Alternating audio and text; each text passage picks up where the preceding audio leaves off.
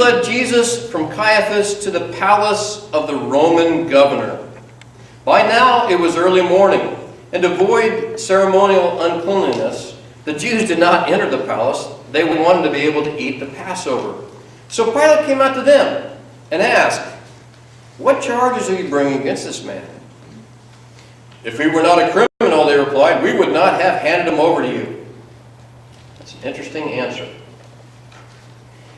Pilate said, "Take him yourself and judge him by your own law.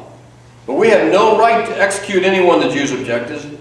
This happened so that the words Jesus had spoken, indicating the kind of death he was going to die, would be fulfilled.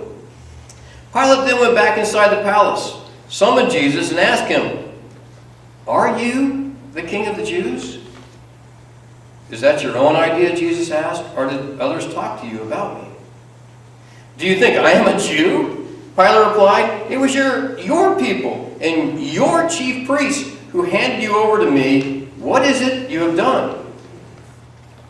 What have you done? This is a situation where Jesus is going to face the Roman governor. In John, it looks a lot different than it does in the other Gospels.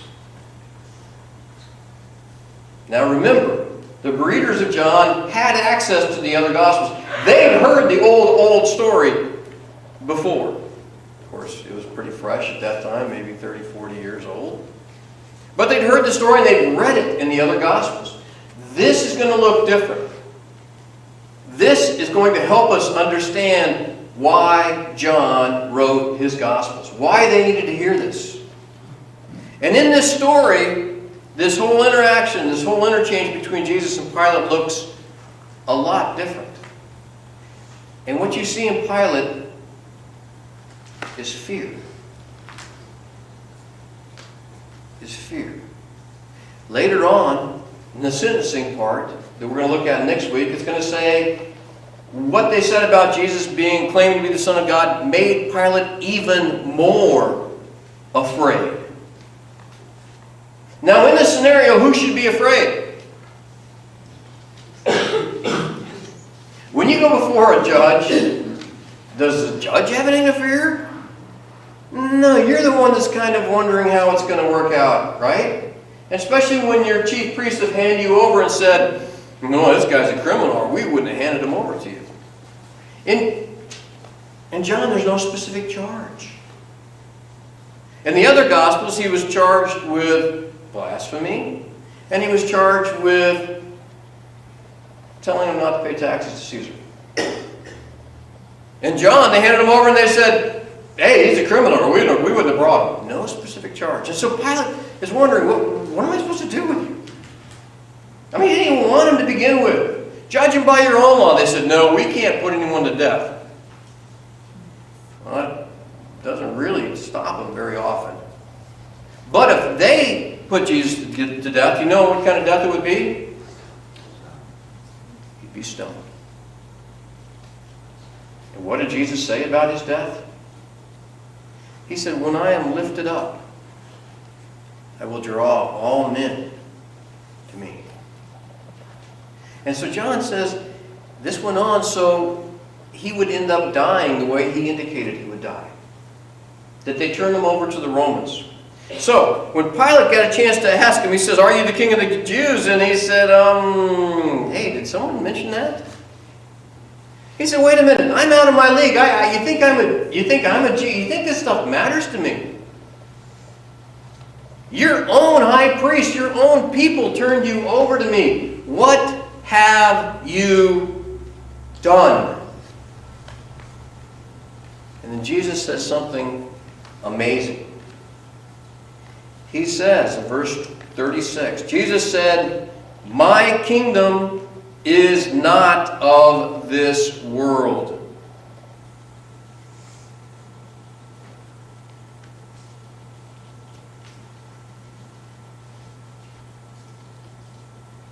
My kingdom is not of this world.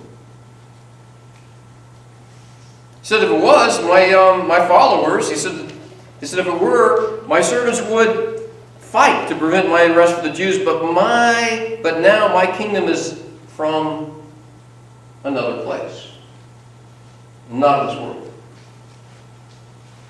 Have you ever heard it spoken any more plainly than that? My kingdom is not of this world. Growing up, I always heard the church is the kingdom of God. Did anybody else hear that? Right? Someone entered the kingdom, it means they joined a church. Is that what he's... Then people talk about, a Christian nation. A nation where God rules. Was that here on the earth? My kingdom is not of this world. We talked about it this morning with the kids. Blessed are the poor in spirit, those who know they need their need for God. Theirs is the kingdom of God. The whole fight,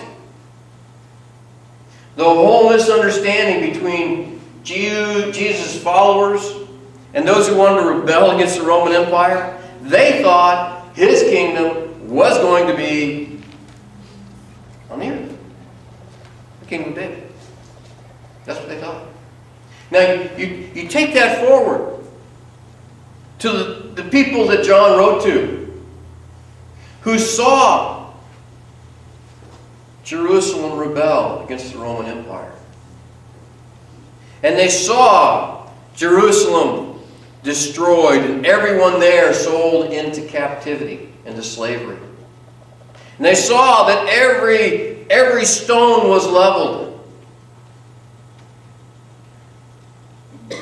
But did you understand that they didn't give up there? That wasn't the only Jewish rebellion.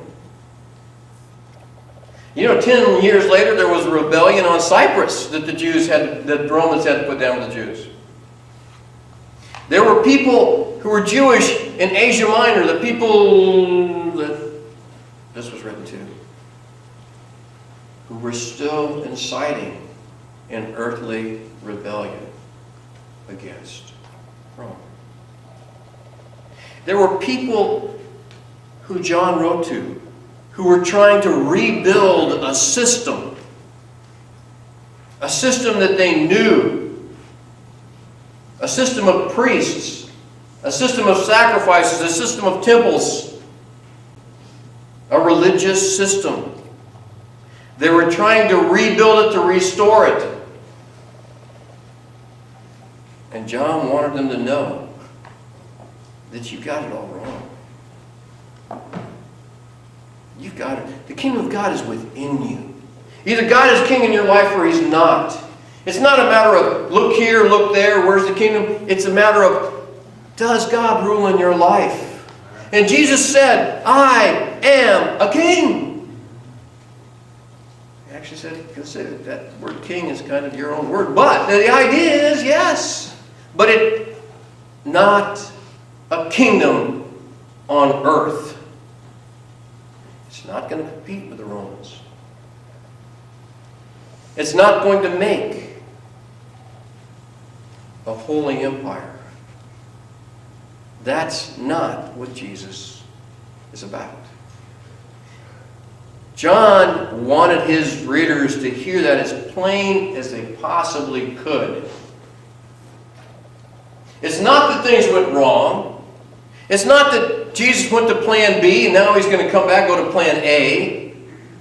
He does not expect to have a kingdom on earth as we perceive a king. He wants to be king in your life. When you say Jesus is Lord, that's exactly what we're talking about. Is he king in your life? Or do you have the right to say, I'm going to override that?